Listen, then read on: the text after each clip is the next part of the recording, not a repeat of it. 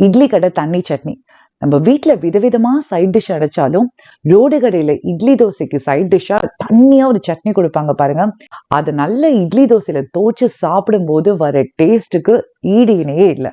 1 teaspoon கடலை எண்ணெயில 5 வரமிளகா, 3 பூண்டு, 1/2 டீஸ்பூன் சீரகம், 1/2 கப் வெங்காயம் வதக்கிட்டு, குட்டி பீஸ் புளி, 1/2 கப் தக்காளி, 1 டீஸ்பூன் உப்பு நல்லா குக் பண்ணிட்டு 1/2 கப் வறுத்த வேர்க்கடலை சேர்த்து ஆற விட்டுருங்க.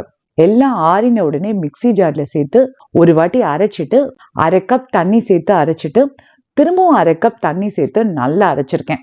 உங்களுக்கு தண்ணி எவ்வளவு வேணுமோ அவ்வளவு விட்டுக்கோங்க. 1/2 டேபிள் ஸ்பூன் தேங்காய் எண்ணெய், 1/2 டீஸ்பூன் கடுகு, 1 டேபிள் ஸ்பூன் உளுத்தம்பருப்பு, வரமிளகா, கருவேப்பிலை பொரிய விட்டுட்டு சட்னியில ஆட் பண்ணீங்கன்னா, இது தேங்காய் சேர்க்காத வேர்க்கடலை சட்னின்னு சொன்னாலும் சரி, தண்ணி சட்னின்னு சொன்னாலும் சரி, இல்ல நீங்க புதுசா பேர் வச்சாலும் சரி, சட்னி சூப்பரா இருக்கும். கண்டிப்பா ட்ரை பண்ணி பாருங்க. இட்லி கடை தண்ணி சட்னி. நம்ம வீட்ல விதவிதமா சைட் டிஷ் அடைச்சாலும் ரோடு கடையில இட்லி தோசைக்கு சைட் டிஷ்ஷா தண்ணியா ஒரு சட்னி கொடுப்பாங்க பாருங்க. அது நல்ல இட்லி தோசையில தோச்சு சாப்பிடும்போது வர டேஸ்ட்டுக்கு ஈடு இணையே இல்லை.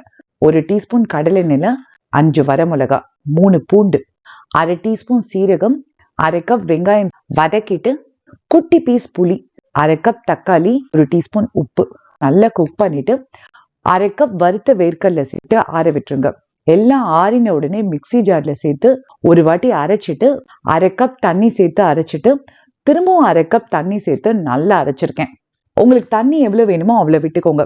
1/2 டேபிள் ஸ்பூன் தேங்காய் எண்ணெய், 1/2 டீஸ்பூன் கடுகு, 1 டேபிள் ஸ்பூன் உளுத்தம்பருப்பு, வரமிளகா, கருவேப்பிலை பொரிய விட்டுட்டு சட்னியில ஆட் பண்ணீங்கன்னா, இது தேங்காய் சேர்க்காத வேர்க்கடலை சட்னின்னு சொன்னாலும் சரி, தண்ணி சட்னின்னு சொன்னாலும் சரி, இல்ல நீங்க புதுசா பேர் வச்சாலும் சரி, சட்னி சூப்பரா இருக்கும். கண்டிப்பா ட்ரை பண்ணி பாருங்க.